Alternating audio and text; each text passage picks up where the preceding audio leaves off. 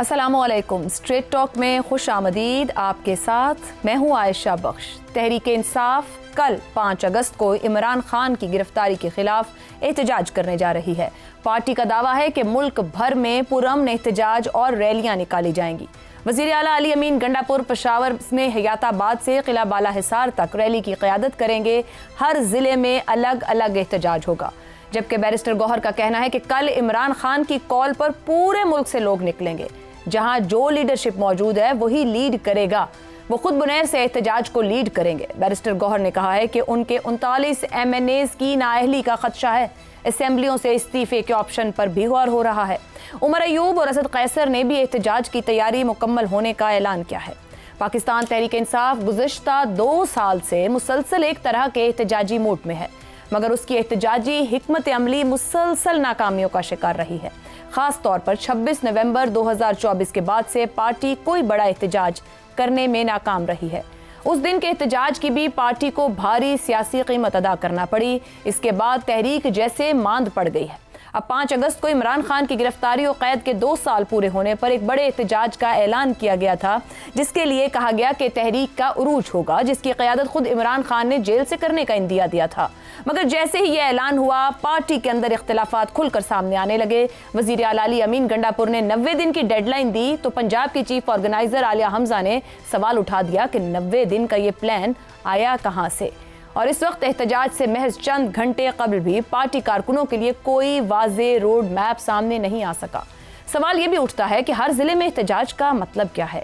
क्या पाकिस्तान की सियासी तारीख में ऐसे मौसर एहतजाज की मिसाल मिलती है जहां मुंतशिर जिलावार एहतजाज कामयाब हुआ हो?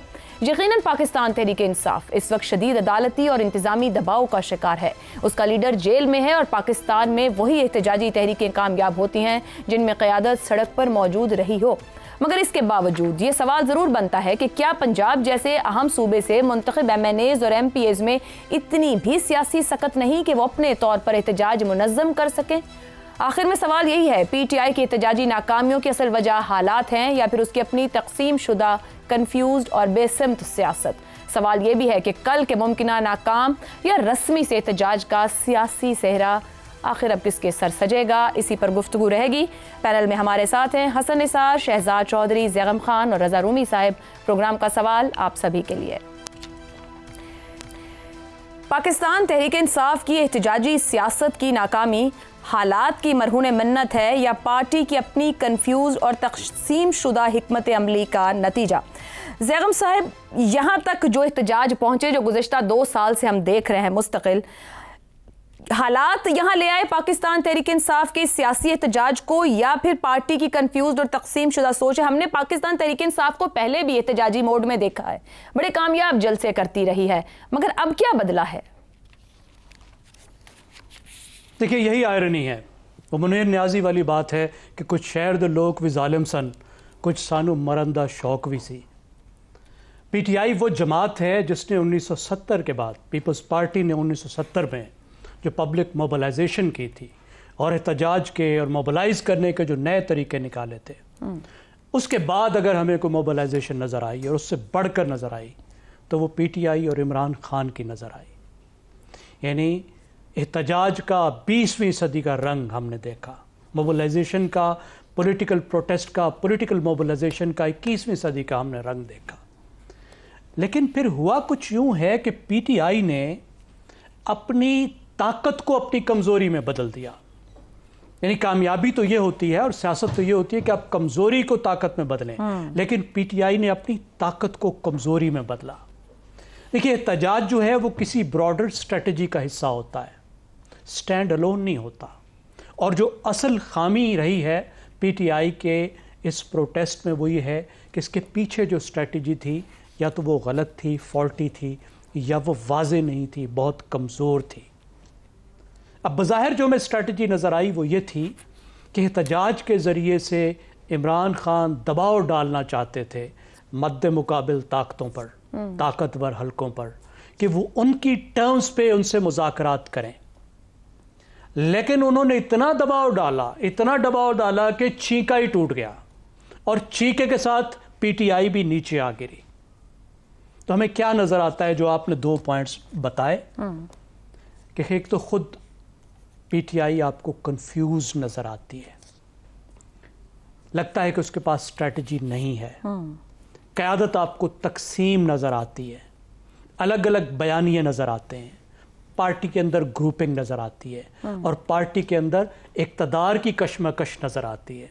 एक इक़्तिदार वो भी जो असल इक़्तिदार एक सूबे में है, लेकिन दूसरा इक़्तिदार वो भी जो पार्टी की पोजीशंस के लिए होता है। और तंजीमी तौर पर तो खैर हमारी तमाम पार्टियां कमज़ोर होती हैं। पीटीआई की भी कोई तंजीम नहीं है, हर बात के लिए इमरान खान साहब की तरफ देखना पड़ता है। इमरान खान जेल में है, फैसला साजी के लिए जो उनको मालूमात चाहिए वो उनके पास दस्तयाब नहीं। ज़ैम साहब, कतई कलामी की माजरत, अगर मैं ये पूछूं कि आज पाकिस्तान की एहतजाजी सियासत जहां खड़ी है उसको कुछ भी नहीं दे पा रही गुज़िश्ता 2-2.5 साल से देखें, तो वो एक नुक्ता क्या होगा जिसका हिस्सा सबसे ज़्यादा है आज की सियासत में उनकी?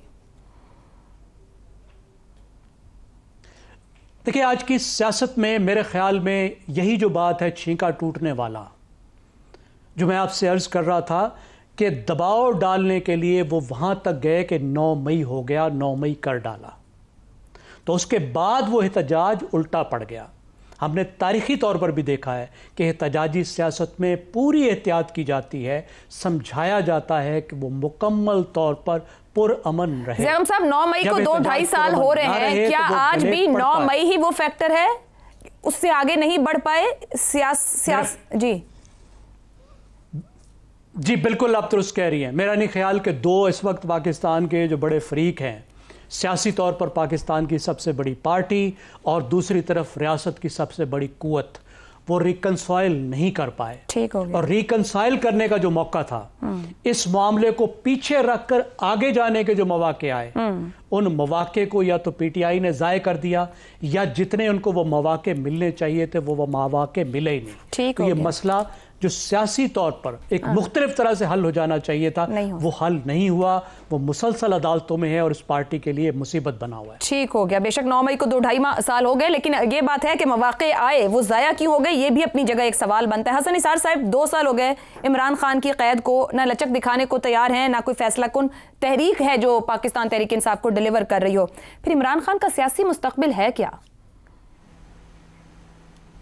मुस्तकबिल का हाल तो या आपके नजूमी जानते हैं या रब जानता है। मुस्तकबिल वगैरह पे तो मैं बात नहीं करता। सही। लेकिन एक बात ज़रूर है कि आपने नाकामी की खुशखबरी सुनाने में कुछ जल्दी कर दी है। अच्छा। एक बात ध्यान में रखें, आपने बचपन में शायद पढ़ी हो रॉबर्ट ब्रूस की कहानी। हमारे बचपन में 4वीं-5वीं में पढ़ाई जाती थी कि वो बार बार मकड़ी को गिरते हुए देखता है और वो हौसला हार चुका है। उसके बाद जब 10वीं 20वीं 8वीं 10वीं जो भी है अटेम्प्ट पे वो अपनी मंजिल पे पहुंचती है, तो रॉबर्ट ब्रूस दोबारा शुरू हो जाए। एक बात, ज़िंदगी और ख़ास तौर पे हमारी खबासत नुमा सियासत की भी यही कहानी है।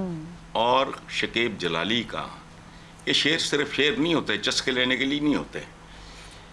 शेर है, देख है दीदा तर ये तो मेरा चेहरा है, संग कट जाते हैं पानी की जहां धार गिरे, वाह, कतरा कतरा टपकते रहो, एक तना 100 बार मैं और आप मिलके आरी चलाते हैं, वो 101वीं बार पे कटता है। पत्थर है 100 चोटें मारी हैं, 101वीं पे टूट गया। So it's a constant. बाकी मैं पार्टली बहुत सी चीज़ों के साथ एग्री करता हूँ। ज़ैम खान साहब ने जो बात कहा वो बड़ी एक मेथोडिकल और एक स्टैटिस्टिकल सी बात है, वो तो एवरीबडी नोज। ये सारे फैक्ट्स अपनी जगह पे नाकाबिले तरदीद हैं, मैं उनसे कतन डिसएग्री नहीं कर रहा। बट जंग होती क्या है? ये जंग है, एक कबायली माशरा है, दो ताकतों के दरमियान, एक अवाम में पॉपुलर तरीन है, एक वैसे ताकतवर तरीन है, तो ठीक है, टेक इट इजी। हसन साहब, अगर टेक इट इजी इसको रखें तो आपके ख्याल में ये जो अंदाज़े सियासत है या एहतजाज है, अभी तो ऐसा लगता है हर एहतजाज के बाद कि कमजोरी दे रहा है जमात को, आपको लगता है कामयाबी में बदल जाएगा अगर कांस्टेंट ही चलता रहा ऐसे? हो सकता है बदल जाए, हो सकता है ना बदले। टीपू सुल्तान ने पहले अपने बच्चे भी यरगमाल रखे थे गोरों के पास। सुल्तान टीपू जब शहीद हुआ तो उसके शहजादे वो यरगमाल थे गोरों के पास। It's a part of the game. Power play बड़ा क्रूअल होता है, इसके बारे में प्रेडिक्शंस वगैरह, ये जो टीवी बैठती नहीं है औरतें कोई बदारी बैठते हैं जो टेबल लगाते हैं, मैं वो नहीं करता, मैं तो एक साइंटिफिक सी बात कर रहा हूँ। ठीक है, किसी भी सूरत में नतीजा सामने आ सकता है। हसन साहब ये समझ रहे हैं कि नताइज तब्दील भी हो सकते हैं। शहजाद चौधरी साहब, मगर अभी तक हमें जो सूरत हाल दिखती है, बगैर कायद, बगैर स्ट्रेटेजिक प्लान जितनी बार एहतजाज की कॉल दी और ख़ास तौर पे पिछले 8 महीने के अंदर कोई नतीजा खेज नहीं हो सकी पाकिस्तान तहरीक इंसाफ के लिए। आपके ख्याल में सिर्फ एक सियासी रिवायत निभाने के लिए एहतजाज का ऐलान किया जा रहा है, या ये नतीजा खेज हो सकती है मुस्तकबिल में इस तरह की बार बार की एहतजाज की कॉल्स? अच्छा आयशा, एक तो मेरा ख्याल है मेरा मकाम नहीं है कि मैं हसन साहब की तारीफ करूं, लेकिन यह है कि कभी कभार कर भी देनी चाहिए। मैं भी यही कहने वाली थी, कर दें। माने लेंगे ना, कभी कोई नाराज तो नहीं होंगे। Thank you very much. नाराज तो नहीं होंगे। कौमें ऐसे ही बना करती हैं और सदियों में बना करती हैं। जो कौमें दहाइयों में नहीं बनती वो सदियों में बन जाती हैं।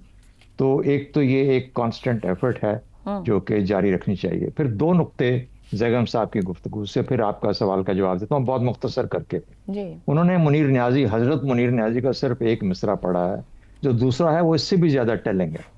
हाँ, कुछ उंज भी रामा औखियां साण, कुछ गल विच गमदा तौक भी सी, ये भी बहुत इतना ही टेलिंग है आज के मारूज के अंदर, क्योंकि आप मारूज को एड्रेस कर रहे हैं ना। तो इसलिए मारूज को एड्रेस जब हम करते हैं तो फिर हम कहते हैं कि ये मामलात हैं, यानी मारूज भी इतना ही सख्त है, इतना ही के मुश्किलात का एक पहाड़ है, मुरक्कब है इन तमाम चीज़ों का जो आपने जिक्र किया। दूसरा उन्होंने मोबिलाइजेशन का जिक्र किया। असल में जब हालात इतनी जल्दी में तब्दील करना चाहते हैं तो मोबिलाइजेशन को इनकलाब बनाना पड़ता, और मोबिलाइजेशन जब इनकलाब ना बन पाए तो फिर मोबिलाइजेशन ही रहती है, वो सियासत पे और वोट पे ख़त्म हो जाती है। तो ये भी एक वजह है कि आप वो हालात को तब्दील नहीं कर पाए, आप मारूज को तब्दील नहीं कर पाए। पिछले हफ्ते हसन साहब कह रहे थे कि लीडर कौन होता है? लीडर वो होता है जो एनवायरनमेंट को शेप करता है, हालात को तब्दील करके रख देता है। तो जो लीडर उस मकाम तक ना पहुंचे वो फिर लीडरशिप नहीं रहता, वो निज़ाम नहीं रहता, वो माहौल नहीं रहता, वो तरीका नहीं रहता, वो नजरिया नहीं रहता जो कि आपको उस रस्ते पे ले जाए। अब आपका वो सवाल कि क्या वजूहात हैं कि ये अब तक अपना मकाम या अपनी वो जगह हासिल नहीं कर पाए जो ये करना चाहते हैं। जब तक अहदाफ जो हैं वो हकीकत पसंदाना ना हो, पहली बात कि क्या वाकई में आप वो कर सकते हैं जो आप करना चाह रहे हैं, क्या आपके पास वो टूल्स हैं, क्या वो तौर तरीके हैं, वो स्ट्रेटजीज हैं, वो लोग हैं जो वो हासिल कर सकते हैं, या ये कि जिस तरीके से हमने कश्मीर आज़ाद कराया कि आधा आधा घंटा हर जुमे को हम खड़े रहेंगे धूप के अंदर, उसी तरीके से ये भी एक अमल है जो चल रहा है। तो इन तमाम चीज़ों का मरकब जब आप बन के देखते हैं तो देखते हैं कि टोटलिटी में, और फिर जिस तरीके से तफरीक, यानी इमरान खान तो बंद है, जो पीछे दूसरी टियर थी उसको भी बंद कर दिया, जो थर्ड टियर है उसके अंदर तरह तरह का ऐसा नाम निकला है जो 2 साल पहले जिसको आप जानते भी नहीं थे वो लीडर बन के कह रहे हैं कि पीटीआई मेरे हिस्से में आएगी।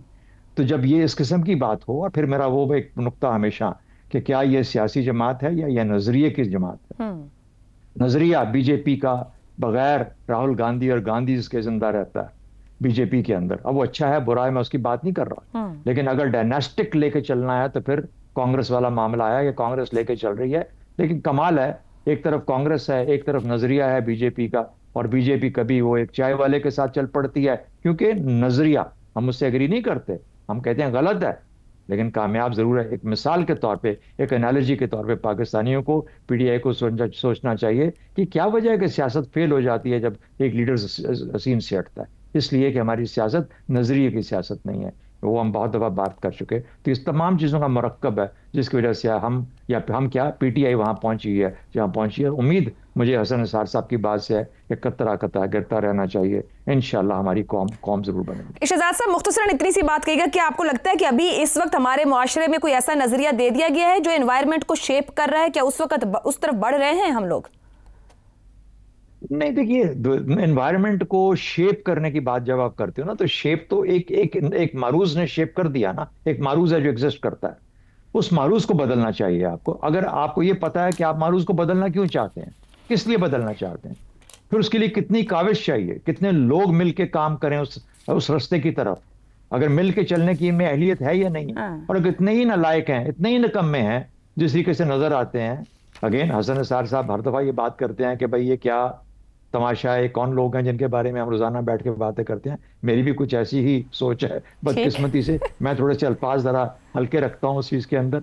हसन साहब बेबाक तरीके से बात करते हैं, लेकिन कहने का मतलब यह है कि जहां पर आपकी अपने मफादात हावी हो जाएं उन अहदाफ पे, अहदाफ पीछे रह जाएं और मफादात हावी हो जाएं, तो फिर वही कुछ मिलता है जो आप देख रहे हैं। ठीक हो गया। रज़ा रूमी साहब, पाकिस्तान तहरीक इंसाफ के MNAs और MPs की भी बड़ी खामोशी दिखती है, खौफ है, बेबसी है, हिकमत अमली का बहरान है, या कहते हैं उनके एंड पे वजह क्या है? अदालती फैसले पार्टी को दबाव में लाए हैं, अंदरूनी खल्फशार का किरदार ज्यादा है? आयशा, वेलकम बैक सबसे पहले तो।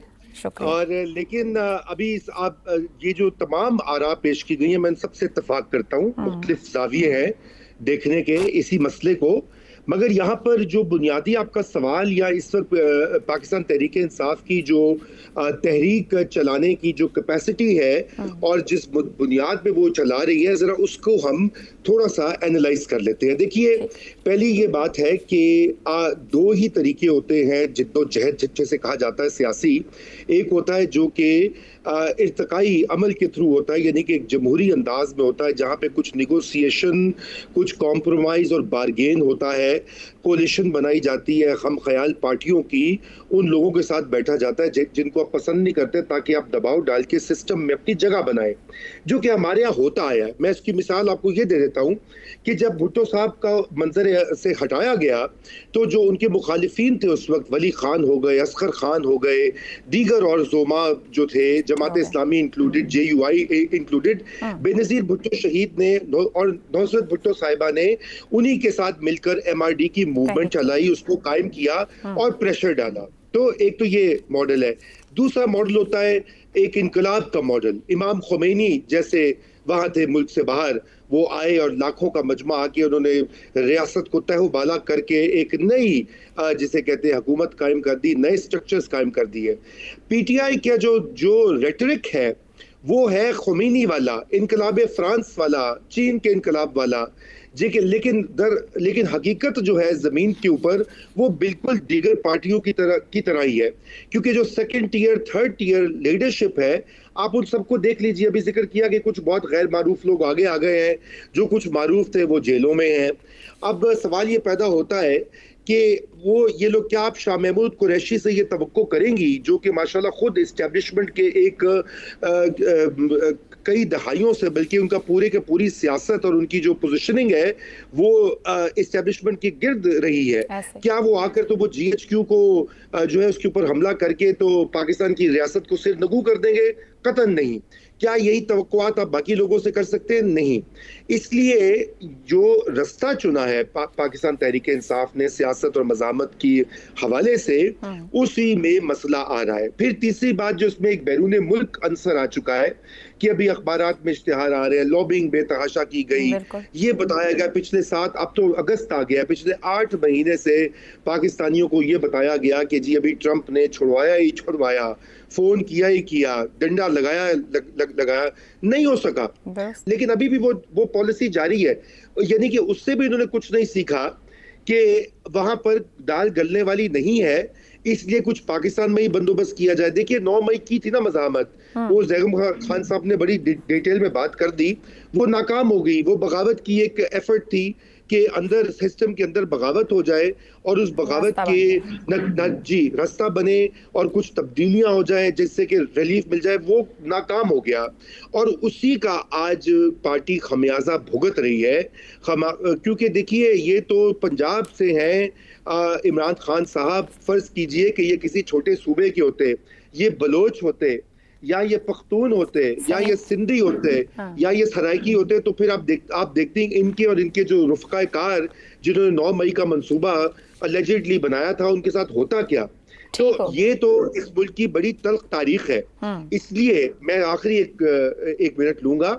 इसलिए अभी यही तरीका वाहिद है जिसका हम बारहा या जिक्र करते हैं, एक टूटे हुए और चले हुए कारतूस रिकॉर्ड की तरह, कि आपको मीसाके जमहूरियत करना है। दूसरा, आपको इन्हीं बाकी सियासी कुव्वतों के साथ मिलकर आगे बढ़ना है, अपनी जगह बनानी है, सिस्टम में को बदलना है।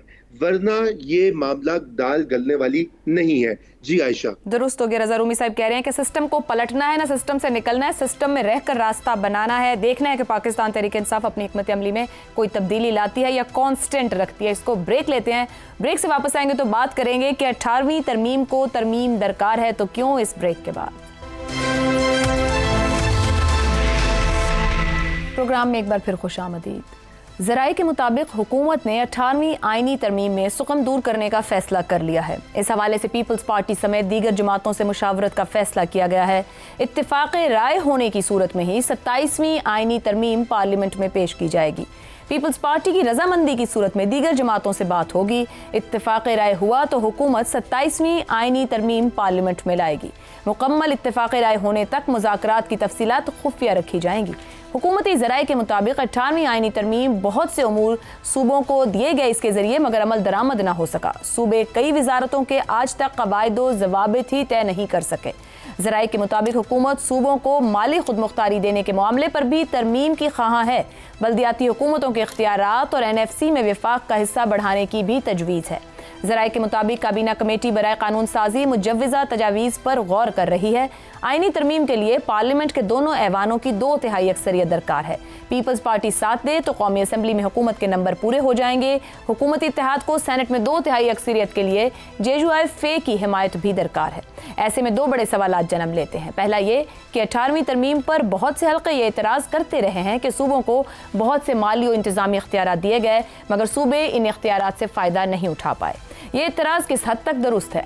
दूसरा ये कि 2010 में जब 18वीं तरमीम को मंजूर किया गया तो उसे उस वक्त की इज्तिमाई सियासी क़यादत की तरफ से भरपूर सपोर्ट किया गया। ये दावे किए गए कि इस तरमीम ने विफाक और सूबों के मामला तय कर दिए हैं, पार्लिमानी निज़ाम को इसकी असल स्पिरिट में बहाल कर दिया है, जमहूरियत को मजबूत कर दिया है। क्या अब हुकूमत को 18वीं तरमीम में सुकम दूर करने के लिए उसी तरह की इज्तिमाई सियासी हिमायत मुयस्सर आ पाएगी? मौजूदा मुल्की हालात को देखते हुए अंदाज़ा लगाना बिल्कुल मुश्किल नहीं है कि हुकूमत को ऐसी हिमायत मुयस्सर नहीं आएगी। इत्तेहादी हुकूमत अपनी अक्सरियत के दम पर आइन में तरमीम करवा तो लेगी मगर इस बात की क्या ज़मानत है कि सियासी निज़ाम में तब्दीली या विफाक और सूबों के ताल्लुकात जैसे हसास मामलात पर तब्दीली करने का कोई सियासी बैकलैश नहीं होगा। इसी पर गुफ्तगू करेंगे। पैनल के लिए सवाल।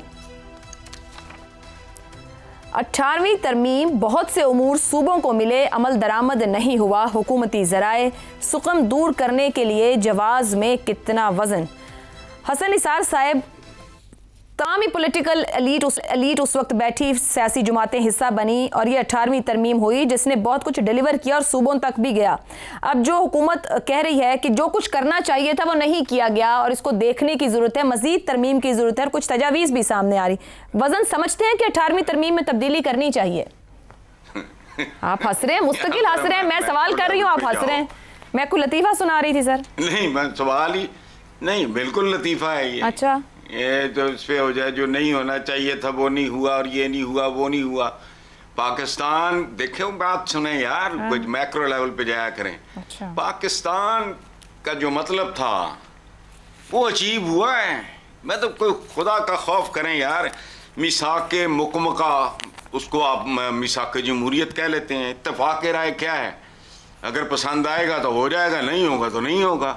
आपको नहीं पता इन लफ्ज़ों का मतलब क्या है? मुल्क क्या है? जो चाहे आपका हुस्न करिश्मा साज करे।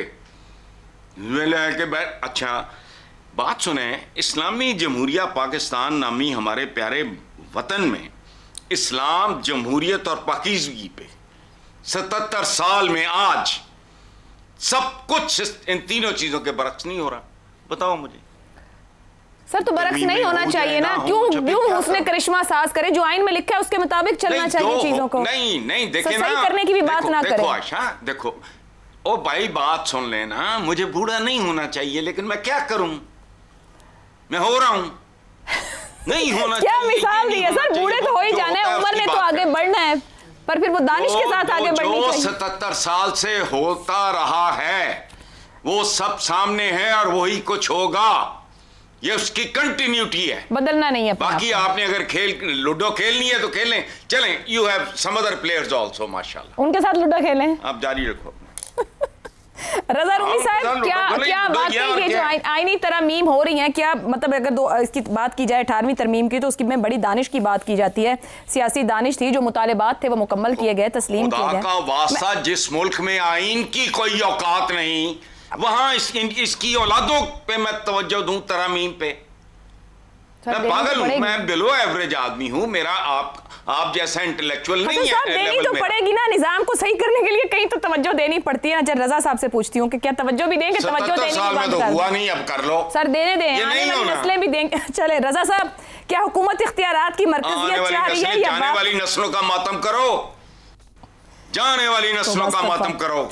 सर, कितनी नस्लें खाई गईं? ये भी ठीक कह रहे हैं आप। 14 अगस्त 1947 के वाकयात किताबें हैं, पढ़ो। ठीक बात, आपकी बात ठीक है, एग्रीड ऑन वो, बिल्कुल ठीक बात कह रहे हैं आप, उसमें कोई डिसएग्रीमेंट नहीं है। रजा रूमी साहब, क्या हुकूमत इख्तियारात की मरकजियत चाह रही है या वाकई किसी आईनी सुकम को दूर करने जा रही है? तवज्जो भी हम दें या जो दिल चाहे, मतलब जो हुकूमतों में बैठों का दिल करे, जो हसन साहब ने कहा वो करते रहें, फिर हम बात भी ना करें? देखिए, हसन साहब की बात जो है एक लिहाज से तो बिल्कुल सही है कि जहाँ पे आइन की कदर कीमत नहीं होती जिस मुल्क में, वहाँ पे तरमीम का मकसद जो है वो महज सियासी और एक वक्ती तौर के ऊपर पावर कंसोलिडेशन रह जाता है। और इस वक्त भी यही आइडिया है। 18वीं तरमीम अगरचे के एक फ़र्क ज़माना था और उसका मकसद क्या था उसको पहले देखना पड़ेगा। उसका मकसद ये था कि वफाक और सूबों के दरमियान जो पाकिस्तान का एक दरीना मसला था, उसका हल सियासी कुव्वतों ने इत्तेफाक राय से निकाला और बहुत सी वजारतें जो हैं उनको सूबों के हवाले किया। वसाइल की जो अक्सरियत है, जो फेडरल टैक्सेस हैं, उनको सूबों के हवाले किया, इस ख्याल में कि सूबे जो है वो तरक्याती कामों के लिए उनको वसाइल मिलेंगे और वो लोकल लेवल के ऊपर भी जो लोकल गवर्नमेंट सिस्टम है उसको मजबूत करेंगे। अब हुआ क्या कि इन दोनों ही तरफ से कोताहियां हुई। सूबों ने ये किया कि उन्होंने लोकल गवर्नमेंट्स को बिल्कुल नहीं किया, सारे वसाइल अपने पास रखे और सूबाई जो सेक्रेटेरिएट्स हैं वो सेंट्रल गवर्नमेंट्स बन गए अपने अपने सूबे की। और इस वक्त पाकिस्तान दुनिया का वाहिद मुल्क है, बड़ा मुल्क है आबादी के एतबार से, जहाँ पे किसी किस्म की इलेक्टेड लोकल गवर्नमेंट सिस्टम सिरे से है ही नहीं अक्सर इलाकों में। और मरकज ने यह किया कि जो मिनिस्ट्रियां दी दोबारा उनको आहिस्ता आहिस्ता रीसेंट्रलाइज करना शुरू कर दिया, चाहे वो तालीम हो, क्लाइमेट चेंज हो, हेल्थ हो, वगैरह वगैरह। अच्छा, अब दोनों तरफ से इसकी वायलेशन हुई है, लेकिन इस वक्त जो मामला है आयशा, वो ये सारी जो आप बातें मुख्तलिफ तावीलें पेश कर रही थी वो सब फसाना है।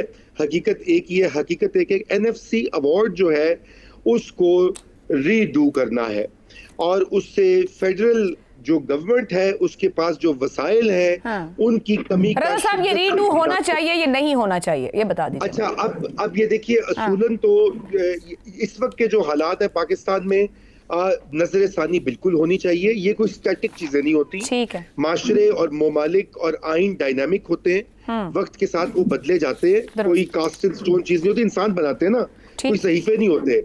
लेकिन इस तरीके से नहीं होना चाहिए कि सूबों के जो प्रोग्राम्स और उनकी डेवलपमेंट है वो कॉम्प्रोमाइज हो।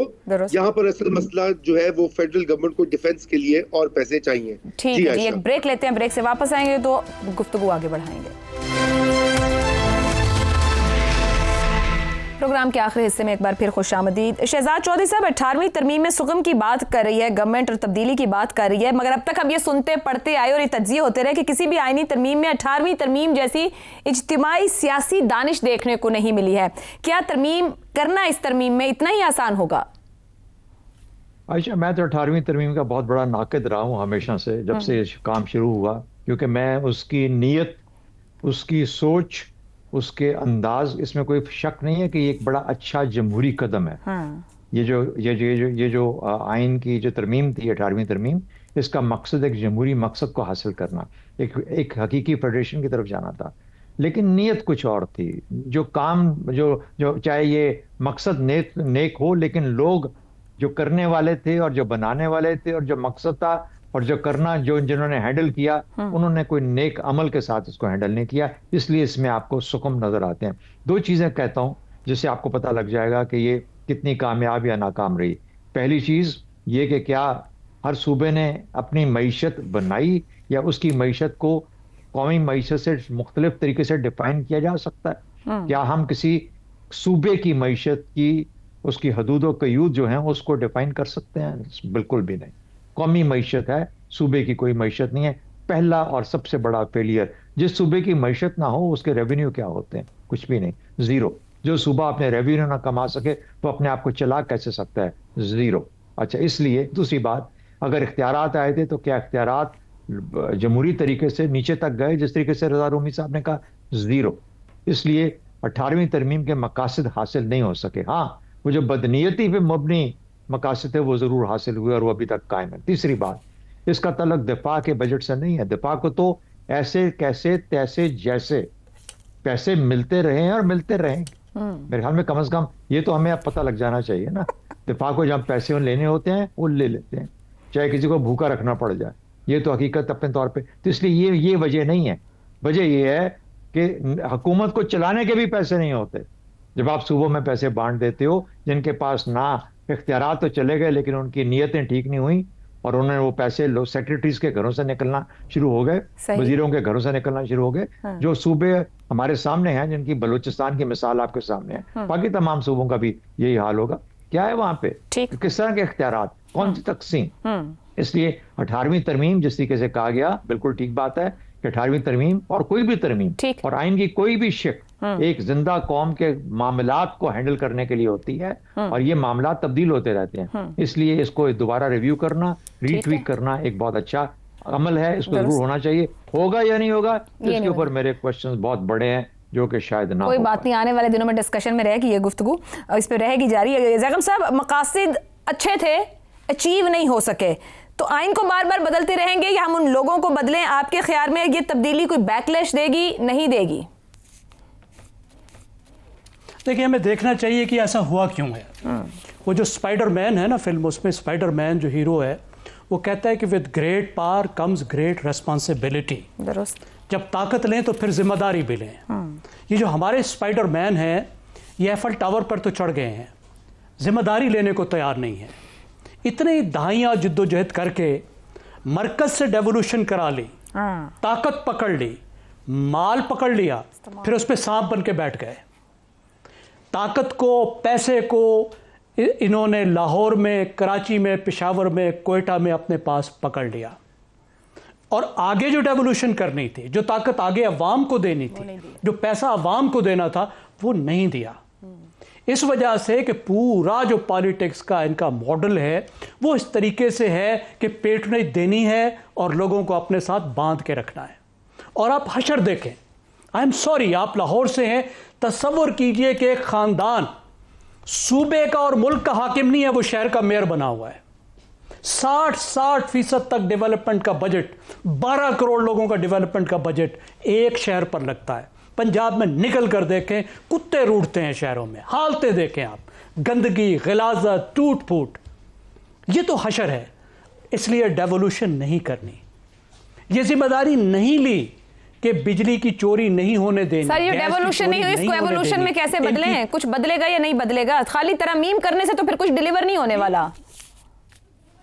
देखें, बदलने का यही तरीका है ना कि जिम्मेदारियां लें, बैठाएं सबको। सिर्फ ये आईनी तब्दीली की बात नहीं है, ये अलीट के एक नए कंसेंसस की बात है कि सूबा पैसे ले रहा है तो अब बिजली चोरी को भी रोके, गैस की चोरी को भी रोके, अवाम तक वसाइल लेकर भी जाए, वसाइल जमा भी करे। जो अपने टैक्सेस जमा करने की जिम्मेदारी है वो टैक्स जमा करे, ज़राई टैक्स भी जमा करे, प्रॉपर्टी टैक्स उसकी जिम्मेदारी है, जीएसटी सर्विसेज पर। दुरुस्त हो गया ज़ैगम साहब, बस इख्तिताम पर पहुंच रहे हैं। सिर्फ आईनी तरामीम कुछ भी डिलीवर नहीं करेंगी। अगर आप इख्तियारात ले रहे हैं तो जिम्मेदार बनना भी शुरू करें और जिम्मेदारियां पूरी करें, यानी कि अवाम को उनका हक दें। प्रोग्राम से इतना ही, इजाजत दीजिए, अल्लाह हाफ़िज़।